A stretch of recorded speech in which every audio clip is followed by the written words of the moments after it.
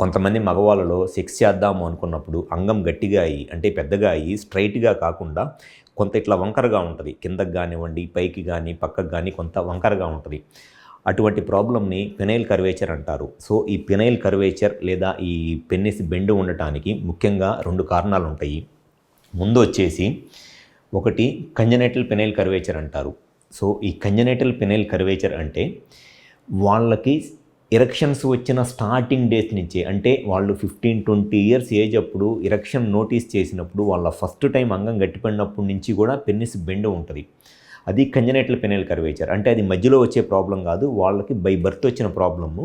So వాళ్ళ first erection notice చేసినప్పటి నుంచి కూడా పెన్నిస్ ఇట్లా కొంత బెండ్ ఉంటుందన్నమాట. అది 10 degrees ఉండొచ్చు, 30 degrees ఉండొచ్చు, 40 degrees, 60 degrees, 90 degrees ఎంతైనా ఉండొచ్చు. సో ఈ ప్రాబ్లమ్ని కంజనైటల్ పెనైల్ కర్వేచర్ అంటారు. అంటే ఇది వాళ్ళకి బై బర్త్ వచ్చిన ప్రాబ్లము.